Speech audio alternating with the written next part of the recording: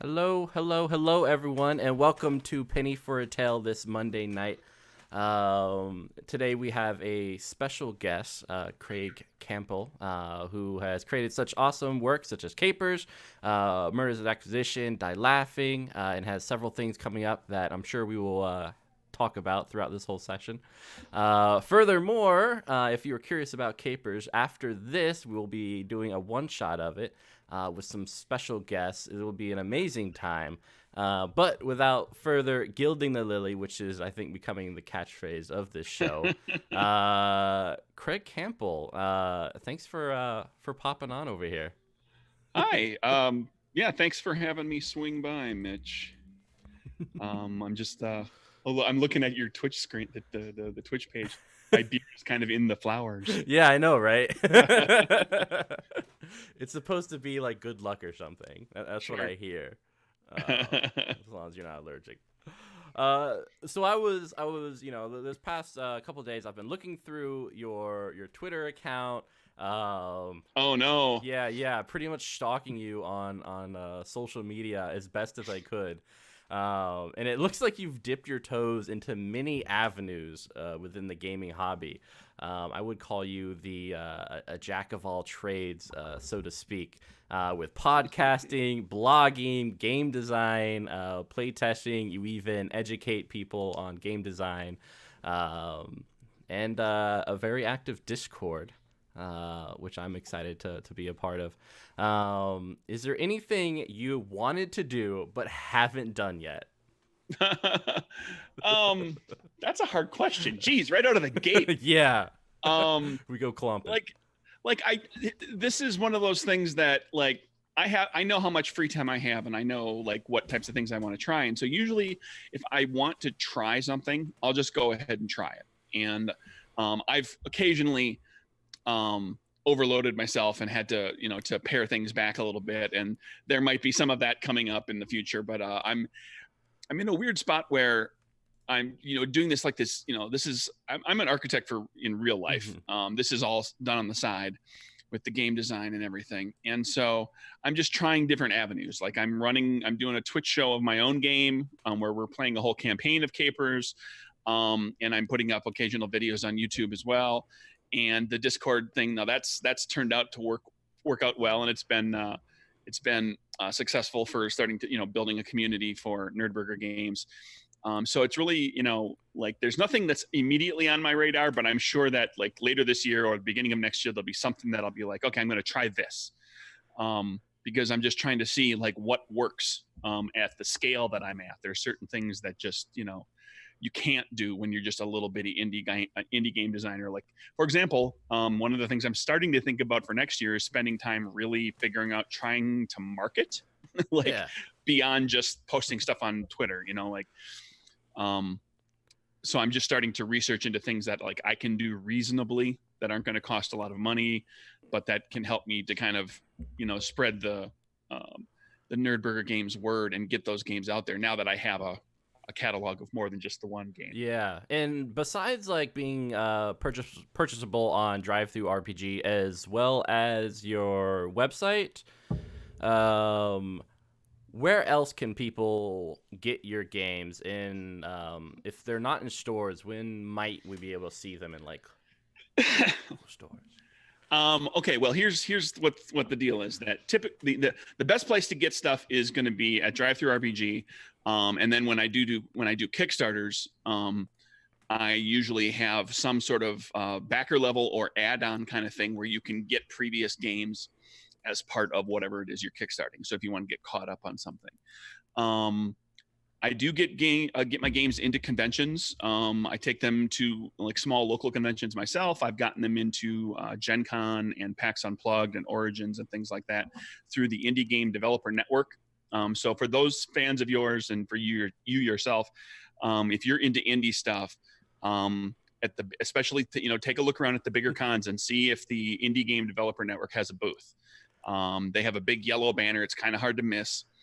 And there'll be like a whole mess of indie games in there. Yeah, definitely. You're actually, I think, so we've had Andy Dyer, who did Fragged Empire on the show. We had Jacob McIntyre for Beyonder.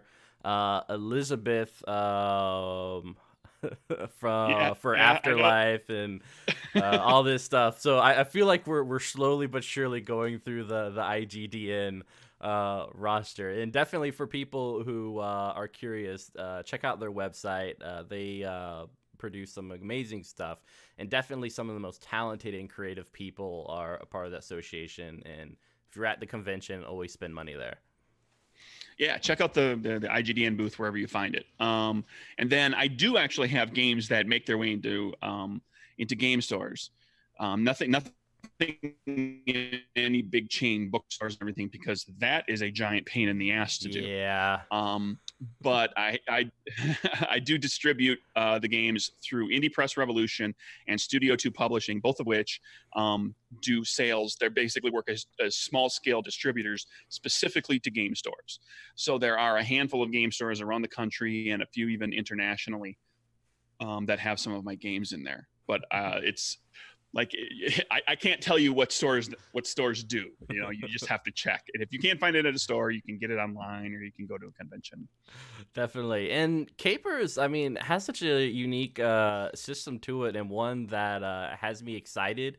And lately, there haven't been that many games that have excited me via the system. But Capers has a very unique card draw system. How did you think of it? What was like the initial like, yes, I want to do this? Well, basically every game that I've designed has been essentially like some sort of a challenge to myself. I had done a bunch of freelance work for various games, and then there came a point where I decided to design a game, and that was Murders and Acquisitions. So I designed, I did my own dice system for that. To just develop something like that. And then when I got to Capers, I thought, well, I've done the dice thing before, and I'm a fan of the original Deadlands game. Yeah. Probably my favorite role-playing game ever, which uses playing cards for a good portion of its mechanics. There's still dice, but there's playing cards that are part of several aspects of the game.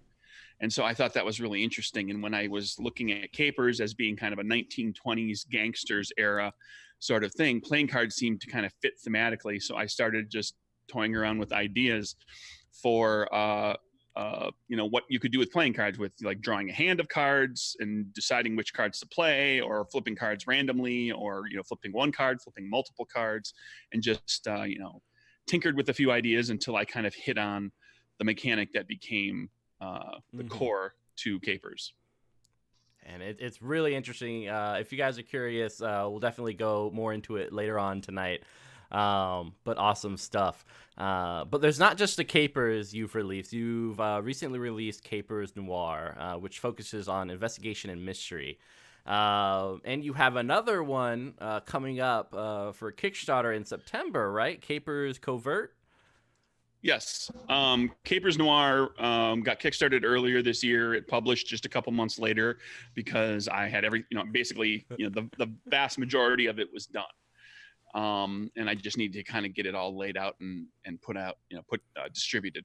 And that game takes the 1920s setting of Capers and progresses it to the 40s and turns the game, rather than being like a gangster shoot 'em up kind of game, it turns it into a noir mystery sort of game and setting. And then Capers Covert, which will be coming up on September 17th. The Kickstarter will start on Tuesday, September 17th. Capers Covert progresses the game to the 60s and twists it into like a classic James Bond style super villains and super spies with superpowers.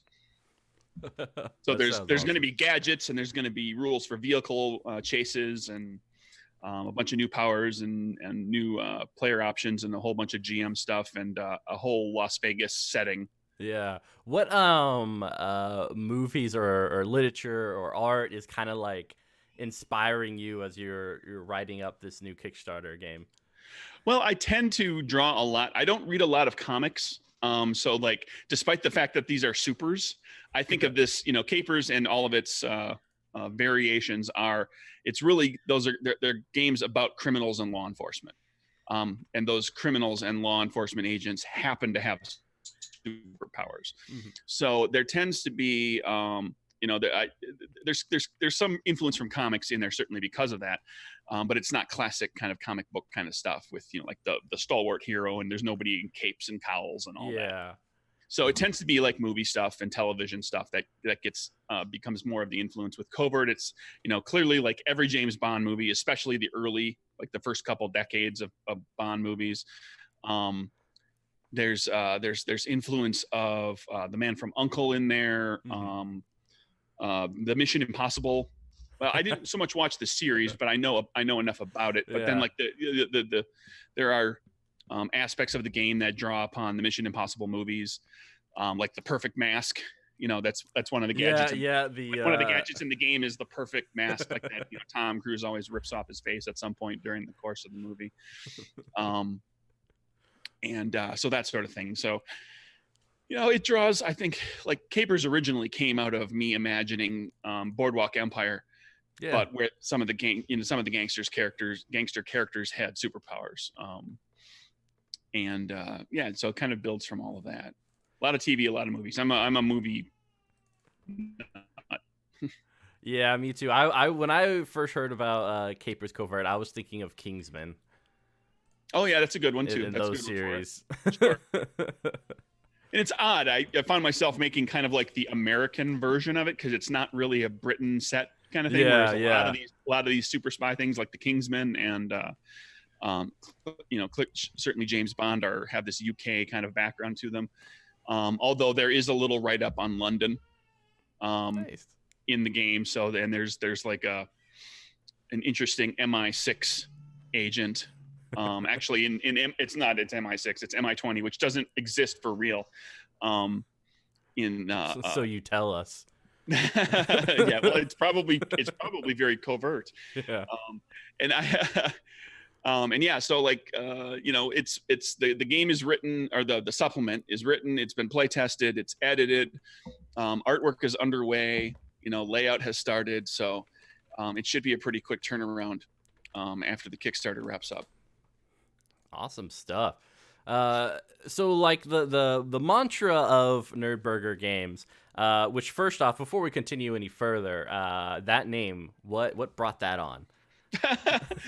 It started as the podcast. My friend Mike and I do a weekly podcast where it's basically just the two of us along with a guest, and we have like this rotating panel of guests, an occasional special, one-shot guest, Mm-hmm. who we just talk about whatever the kind of the geeky news of the week is, along with just like weird news, and we've kind of got our little pet topics that we like to hit on, and it's all kind of slathered over with a lot of humor. It's very much a kind of a comedy podcast. We're poking fun at a lot of stuff. And that came when we first were putting the podcast together. We were coming up with names, and Mike, actually, my friend, came up with the name NerdBurger. And I don't know. I mean, he suggested it, and it immediately just struck a chord with me. Yeah. And then so a few years later, when I started the game stuff, and I decided, well, I need a name for the company. And I talked to Mike, and it's like, is there any reason I can't have this be NerdBurger Games, to go along with the NerdBurger podcast? And he said, no, why wouldn't you? So that's where that started. I've been told by people like at conventions who see the sign and everything come walking by, they've never heard of it before, and even if they don't stop to buy a game or something, I've had numerous people remark that it's very memorable. Yeah, definitely. That it's a good name. So I thank you, Mike. Yeah, I mean, I'm thinking maybe Gen Con, I think you should just put all your resources into having some of the places just provide the NerdBurger at the various restaurants. There's been talk about that in a number of avenues, mostly like with small local conventions. We had a local convention right around here that ran a few times called AndoCon that we would take the podcast to. Mm-hmm. And we would have a live episode of the podcast with audience, and have audience members come up and talk about whatever it is they're geeking out about. And we came very close one year to actually like getting like sliders or something from Crystal or some restaurant. Yes. And dubbing them NerdBurgers, and everybody who would come in would get a NerdBurger. But I feel like it would be. It never happened. I feel like it would be meat marinated in Mountain Dew, maybe with some Doritos. Could be. Probably something spicy. Yeah, something salty because gamers. All right, so your game company has been creating games that have yet to be explored. So we kind of touched on this a little bit earlier, but like, what other concepts beside like the Capers Covert are you kind of interested in or excited about exploring next? Oh geez, that's a loaded question. Um, I've been giving some thought to taking just on the caper side of things. Mhm. There's another supplement that's coming that's going to be capers off world, and that's like a retro future Buck Rogers kind of Flash Gordon style Yes. version of capers. But then I've been giving thought to of taking the storyline of capers into like the near future and actually doing like a cyber. I don't want to call it cyberpunk, but like Yeah. capers cyber kind of cyberpunk style game with superpowered characters amongst the mega corporations and the Hmm. criminals, or what the criminals are up to in that world. So I'm tinkering with ideas there. There's a game that's in kind of its earliest stages of development called Code Warriors, which is essentially Tron meets Mad Max. So you're playing programs that live inside of a computer, and the computer is crashing, Hmm. and so effectively it is the apocalypse, um, with multiple modes of play for that. So you might play kind of Mad Max style, where it's just you're playing these programs who are like just scavenging for resources and doing battle with each other and kind of trying to survive in the post-apocalyptic world. There could be a version of the game where you can actually prevent the apocalypse. There could be Nice. a version where you can't prevent the apocalypse, and it becomes more of a tale of what do you do with the time you have left. Hmm. Um, Yeah, it sounds like so I don't know if you ever watched the toying with TV that. show Reboot. Oh yeah, I've Yeah. gotten that comparison many times. I watched a couple episodes not too long ago because I was like, oh, I got to watch Reboot again. Yeah, I'm a I huge think I fan. think I'll have to sit down and watch more episodes at some time and maybe borrow a few things and reskin them. And Yeah, yeah. so yeah, there's that. I've got an idea for um, kind of a smaller scale game, more akin to what I did with Die Laughing, which Hmm. is kind of a game that's geared toward one shots. Real simple, GM-less, kind of a one shot oriented game that's tentatively titled One Last Dungeon, Yeah. where you're all playing fighters and wizards and clerics and thieves and things like that who are elderly and retired. And then one day, the townsfolk come to you saying that a new evil has risen in the west, and you have to go take care of it because all of the young heroes are off saving the kingdom or the multiverse. Yeah. So you are forced to dust off your armor and your spell book and go back to one last dungeon. And the game is built on the idea that you would actually start out very, very weak with all of your abilities. And as you played the game, failure would generate you remembering kind of how, oh, I remember how I did this. I remember, like Yeah. you starting to loosen up and you starting to kind of put a little kind of get back into the swing of being an adventurer after not doing it for many, many years. So that by the time you get to the end of the dungeon and you're dealing with the big bad there, you're at your full capacity again. That sounds really cool. I would run that or play it. So I've hammered out the very basics of that, and I ran like a little bit of playtesting just to see kind of how how it would run, because as a GM-less game, you need to get some sort of a structure Yeah. that everybody can follow. So the idea for the game is that there would basically be levels of dungeon that you would work your way through, and there'd be random dice rolls would determine what rooms you end up in, and you kind of work your way. So I just wanted to see how a level of the dungeon would play. Will we be seeing this playtest at any conventions coming up? I don't know. I'm sure it'll be play tested, certainly. Mm-hmm. I at this point I don't know for sure where I will be doing that. I've gotten more in the habit of play testing online, getting people from the NerdBurger Games community and from Twitter and so forth, and just saying, hey, I'm looking for people to try this out.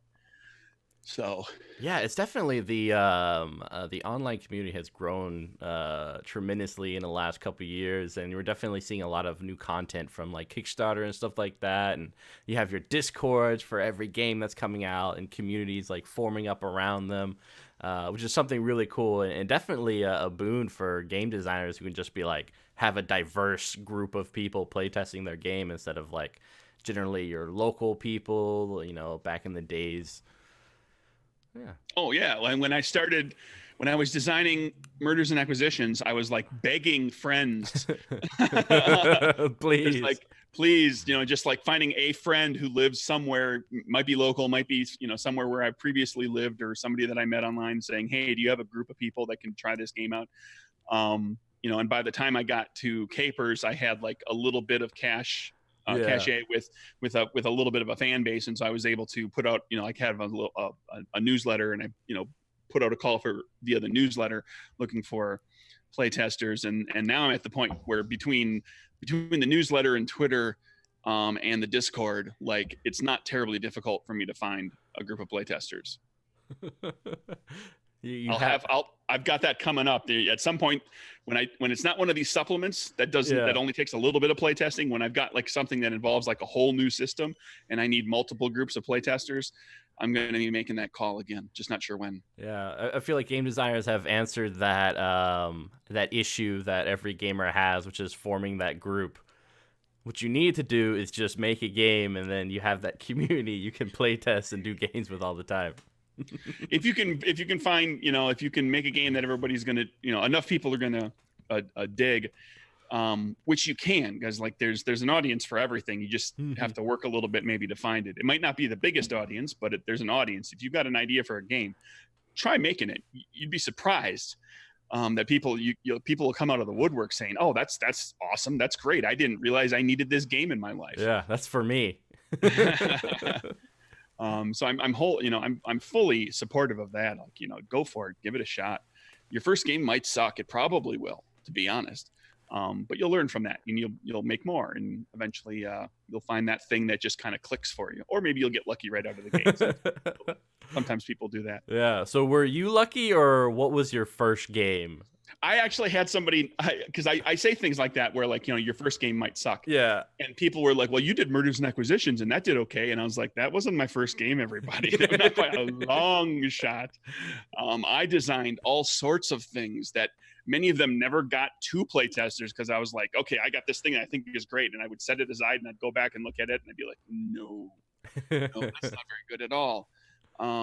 And then there were other things that I actually did design to the point where I had like friends sit down to play test it, and we play tested it, and I was like, yeah, that's no good. that needs like serious revision, or maybe I just need to scrap it outright. Yeah. And so that happened quite a few times before I actually, and to be honest, I think for me, everybody's a little different, but for me, it helped me to do a little bit, to do some freelancing. To get my feet wet with other people's systems, other people's worlds, where I didn't need to come up with everything. I just had to be like, oh, I was freelancing for D&D, and it's like, okay, I know my way around the system. I know the lore of D&D, and I just need to come up with some kind of interesting things that plug into that. And so it's not quite so daunting.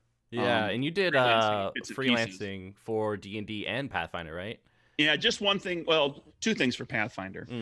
A bunch for D&D during like the late 3rd edition and then into the 4th edition era. I have not done anything for 5th edition because I've got my hands full. I'm neck deep in NerdBurger games. And then a smattering of other games. I've done a few things for let me think. Oh, I'm blanking on the freaking name now. Well, I think like a lot of indie stuff. I like doing little indie pieces. Heavy Metal Thunder Mouse. I wrote a little bit for Never Going Home, which just came out. Yeah, there's like a half a dozen, I think, games beyond like D&D. Yeah. Are there any like companies, if you had time right now, that you would be like, yes, I would love to freelance for you? What would be like the top companies? Oh boy, I have been asked a question like that, that question or a question like that a few times. The question like that is like, if you could be in charge of a game or of the game or the brand new game of an intellectual property, what would it be? And I've seen other people answer that question, and they say, you know, and they always have like their answer ready to go. It's like, I would want to work on Stargate, or I would want to do something for Star Trek, or I would want to. Honestly, nothing jumps out at me because I really enjoy just making my thing. And that may change. Like, 6 months from now, I might be like, oh no, I need to do a game and I want to work on this. But I honestly really just like, I enjoy like being able to come up with my own ideas, like having it having the success rest on my shoulder. I don't have to answer to anybody. I don't have to get anybody's permission. Yeah. For anything until I run the Kickstarter, and then you're asking everybody for permission. Can I publish this game, please? Yes. Can I have a few dollars so that I can publish this game? I hope you like it.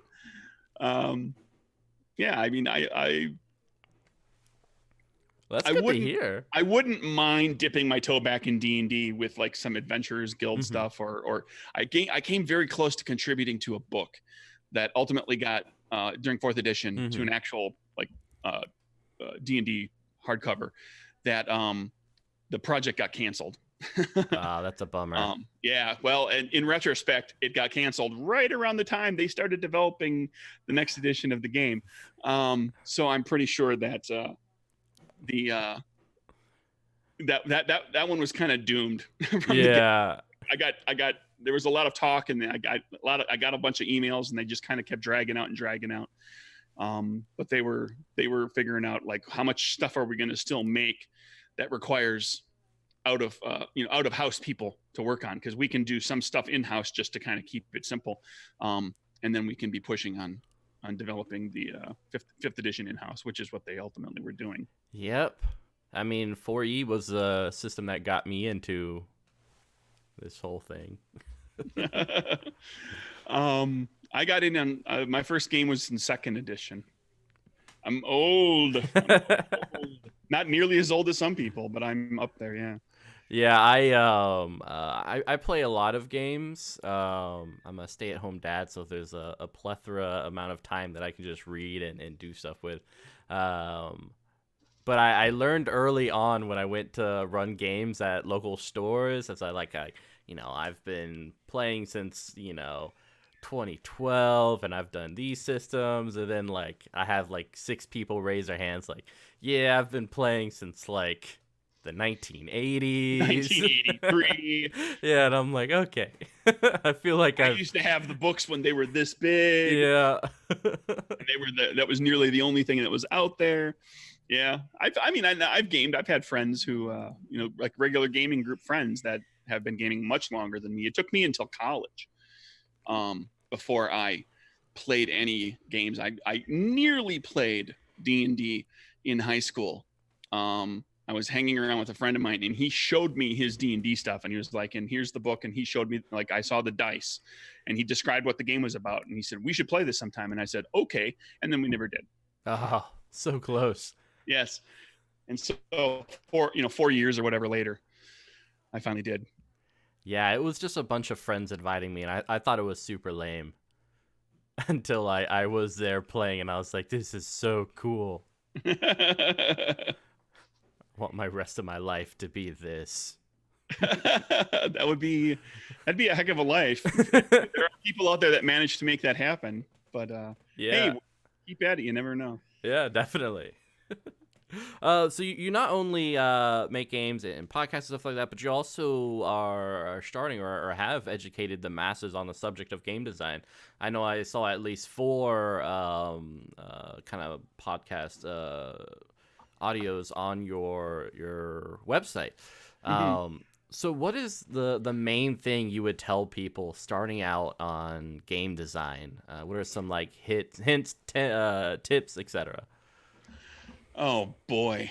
I've done panels at game conventions where it's an hour-long panel, and you just blow through as much as you can possibly put out there, and people, I actually had a couple, I did this a couple times where people took notes, and it really freaked me out.